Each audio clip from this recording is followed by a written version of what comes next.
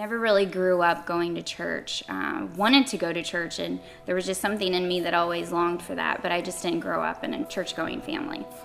I was a senior in high school, and I found out that my father, that I always knew, was not actually my biological father. And I chose not to say anything at the time because at that point, my dad was terminally ill with cancer.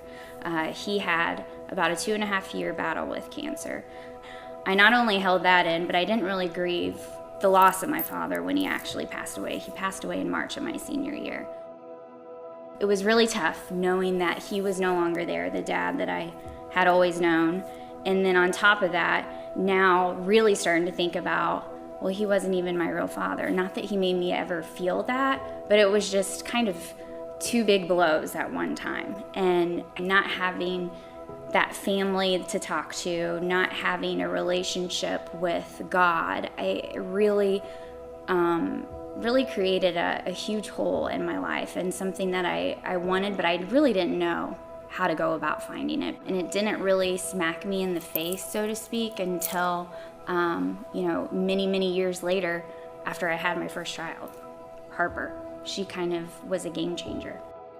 My husband and I, we had always talked about, we really need to start going to church.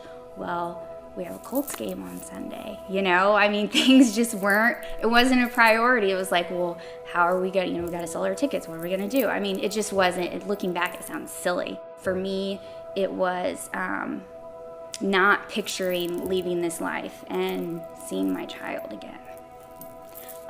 Made me think about losing my dad. Even though he wasn't my biological father, he's still my dad. We both made the commitment that we wanted to make that first step together. So, of course, we did what anybody did. We tried the church that was closest to our house to see if that would work. It was the Sunday after Easter, and it was called Starting Point. This couldn't be more perfect. Everything has a starting point, and if we really like this, Harper will know some people here, as she gets older that, hey, I'll see you at church, that sort of thing. I wanted to give her the opportunity to experience something from a very young age that I never experienced. Not just going to church, but also knowing that, she'll always have somebody that she can talk to that loves her. Have that experience with God that I didn't. It just opened up a whole new world, and I found myself being a better wife, a better friend, a better person. And I feel like I started praying for the first time. It was just a huge game change for me. And I'm thinking about my past and my history and my situation with losing my father and not really having that sense of family or that relationship with God. As I grew in my relationship with him, I found a peace with my mom, and I started to let go of the bitterness and the feelings that I had towards her in the situation. And then one day, I was sitting at my desk at work, and I felt like God was talking to me about, he knew that I was kind of, for whatever reason, thinking about this gentleman that happened to be my mom's first husband. I always knew about him. I felt like he was talking to me to reach out to this man, and I had never thought that he was my biological father. He's someone that has had a lot of success in his professional career, and I had somewhat followed him from a distance in his journey professionally. It was just like, I felt like he was speaking to me to do that. I did it, and I'm like, he may never respond, no big deal, whatever. So we had just started this series here called Daddy Issues. On that day, it was August 28th, I'll never forget, we, go grab Harper, we get in the car, and I had a response back from him that day. And I'm like, okay, I just got out of Daddy Issues, and this guy that, used to be married to my mother just responded back to me. Holy cow, I cannot believe it. Through that, he gave me his personal email address, and we began kind of just like a penmanship via email.